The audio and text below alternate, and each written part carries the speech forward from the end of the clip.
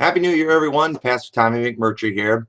Hey, just wanted to make a quick video, just kind of a word of warning, I guess, for 2018. Of course, 2017 was quite an interesting year where we saw a lot of crazy doctrine coming out and thankfully exposed, and a lot of bad guys, I think, disgraced, and that's good.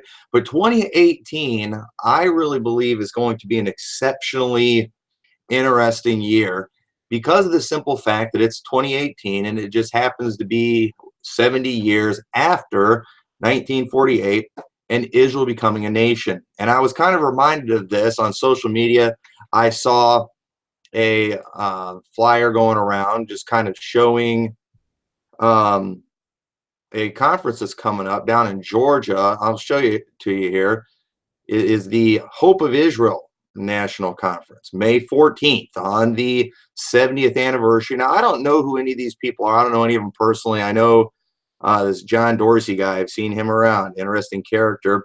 But they're going to be having this conference, and that's fine. If they want to have these conferences, I don't have a problem with it. But I'm telling you, something I guarantee is going to happen is we're going to see a lot of just weird stuff come out of this because of the whole 70-year thing. And we see too just some of the things they're talking about here. One of the mystery of the Jewish prayer shawl, some more John Hageeisms that are going to be taught at these things, and it's going to be weird. There's going to be some crazy doctrine taught at this stuff, and I'm just telling you, we need to watch out for these people that are going to be making these veiled predictions of something that's to come in 2018, because of that 70th anniversary. We've been listening to this kind of stuff for years. All my life, I've heard all kinds of crazy predictions. And one of the reasons I want to point this stuff out ahead of time is because this is the very type of thing, the type of weirdness that I'm expecting to go on this year. And at that conference is the type of weirdness that actually helped me get my eyes open. I've told the story before how we had one of the prophecy gurus come through my old church that was preaching a lot about prophecy and Israel, and made a great big deal about 1948. And that was the budding of the fig tree. And 1948, and this is one of the things that he said, and I've heard many preachers say this, and even recently I've heard preachers say this. They say that 1948 was a significant year because Abraham was born 1948 years after creation.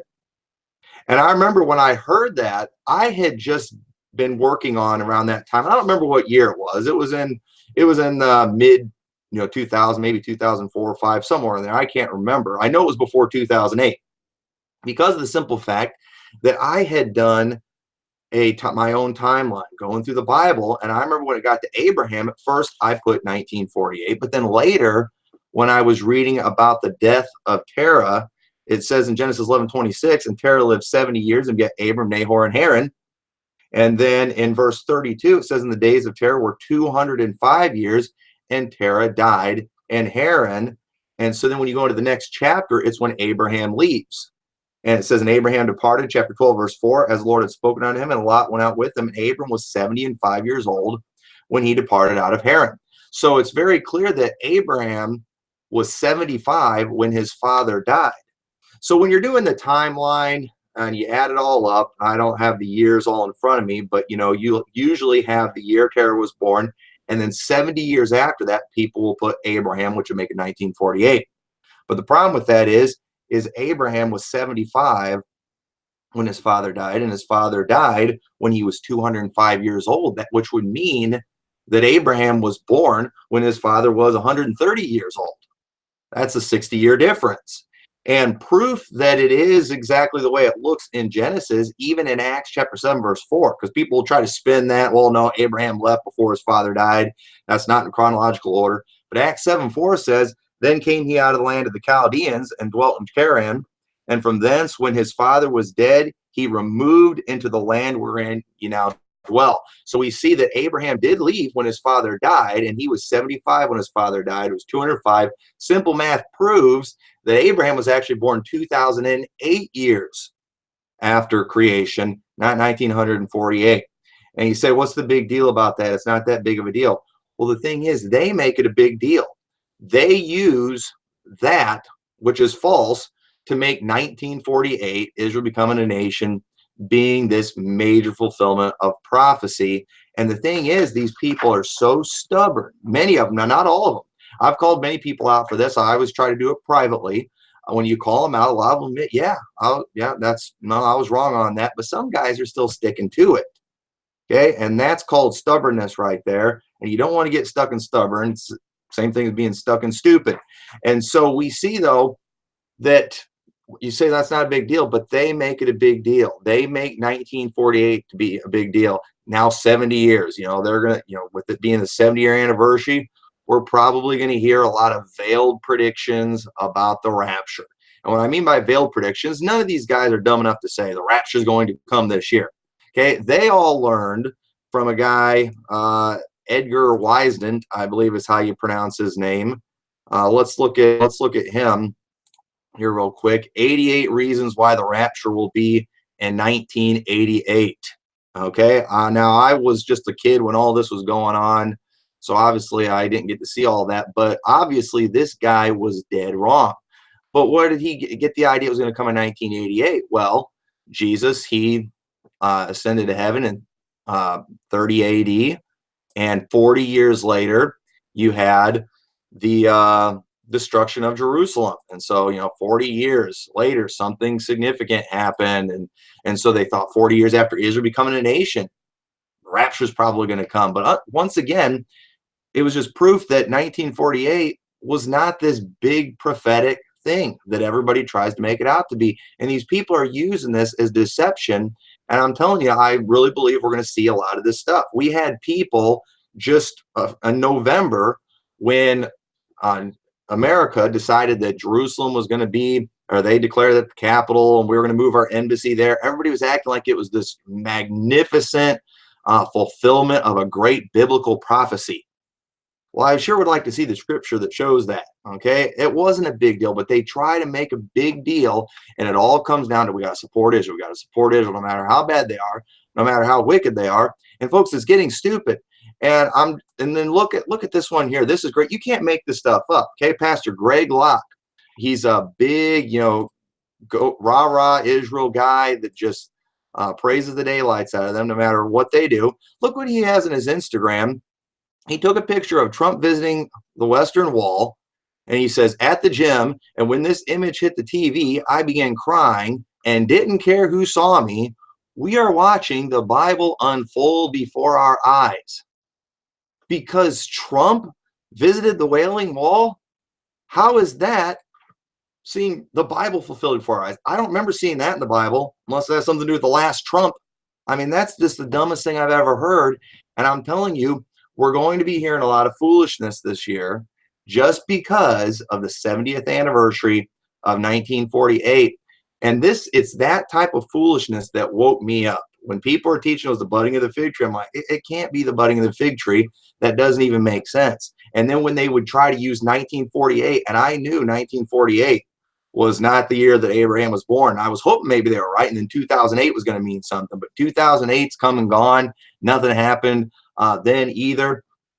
And we have had just 2 generations now of guys making veiled predictions, making them think the rapture is probably going to be coming this year. Every year, September 23rd, we hear some kind of prediction that the rapture is going to come or some significant thing with Israel is going to happen. We had moon craze with John Hagee that I'm telling you, when the blood moon thing was going on, I was way too quiet about that. I listened to it, but I thought, I'm going to let these people run their mouths on this stuff. And it was my hope that after nothing happened, maybe they would wake up and start listening to what our side has to say, because they were all holding out for something, because that blood moons thing, it had to mean something. And just the ignorance of people on that, just how gullible people are. It's really sad. It really blows my mind. And I want to encourage pastors, even if you're on the pro-Israel, pre-trib side, be careful. Don't be going into your churches making these veiled threats, or not veiled threats, or veiled predictions, that it could happen this year. I think, if you really think there's something prophetic happening and you really think that what's happening is biblical, show them the Bible, and say, this is Bible, therefore it's got to happen. But that's not what people are doing. It's like, this is foolish. You're just holding out for hope. And I hate to see everybody waste another year being wrong on these issues because they think there's going to be some sort of significance and 70th anniversary of Israel becoming a nation. And so I'm telling you, the prophecy guys are going to have a heyday with this. Bill Grady, he's got a book to sell. I'm telling you, he's going to exploit this 70th anniversary thing of Israel for all it's worth, because the guy's trying to sell books. He wants your money. And this type of thing, we need to hold these people accountable. And I want to encourage people on my side, help me out with this. People who are out there making these veiled, prophecies and predictions where I'm not saying it's going to happen this way. When you have the nut jobs like Robert Breaker, who just absolutely went nuts on that whole star constellation thing last year and ended up looking like a fool because, once again, nothing happened. We need to hold people like him accountable for this stuff. And so if you see these videos, they put it online, send these things to me. I'd like to just make get a bunch of videos together of people making false predictions for 2018 just because it's the 70th anniversary of Israel becoming a nation. And I know it's not nice, but you know what? We got to quit playing nice with this stuff. These people are deceiving people and getting them to support a wicked nation because of really, they're playing with numbers, with numerology. And if it really, every numerology is always 100% accurate when you're looking back on something. It's really easy to look back on something and make numbers fit a certain way. But it's interesting how none of these numerology people ever accurately predict something that's to come. They never do. Because once again, you can make numbers do whatever you want. But the thing is, if it is really an accurate formula, you would be able to predict future events, but they can't, and they never do. It's always something that they look back on. And when they do try to predict future events, they do like the 1988 guy. They make themselves look like a fool. And a lot of these people too, even when they do disgrace themselves, we see that nothing ever happens as a result of it. They get away with it. And we can't let this keep happening. And so those of you that if you live down in Georgia, I'm telling you, I hope they're going to be broadcasting this, because I'm telling you, this is going to be funny. And I would love to watch John Dorsey's message that he's going to be preaching. If they don't video this, I wouldn't ask anybody to go in undercover and try to record what takes place there. But I'm telling you, I'm expecting that to be some funny stuff. And so if you get a chance to go to that, I would encourage you to do it. I wish I could, but I'm afraid if I went down there, some people might recognize me and I might get stoned in the name of Israel. And I would rather that not happen.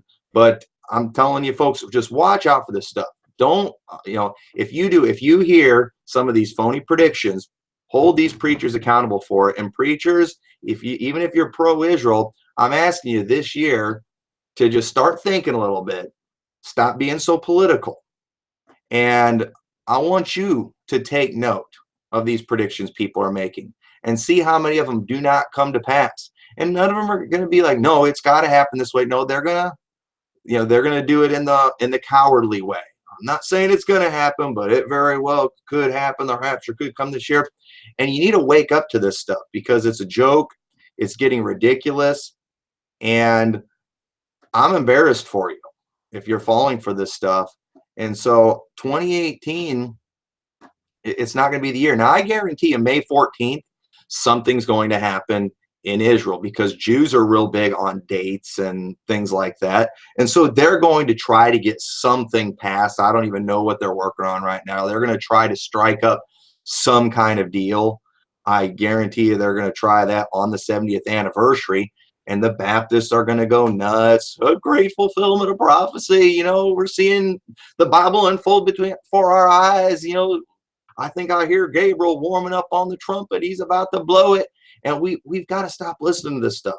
It's time for people to wake up. And I fully intend to this year, as this stuff starts happening, to call people out on it. And if I hear any more preachers teaching 1948 is when Abraham was born, and 1948 Israel became a nation, and they use Abraham to prove something significant happened in 1948, 80.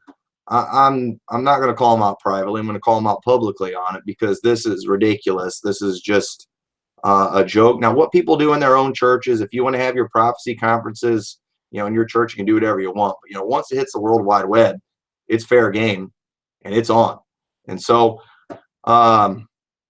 be ready, folks. It's going to be an interesting year. We are going to hear some of the craziest teachings that I predict. We're going to hear the craziest teachings we've ever heard before. You're making a prediction. This is a prediction like predicting that the sun's going to come up tomorrow. All right.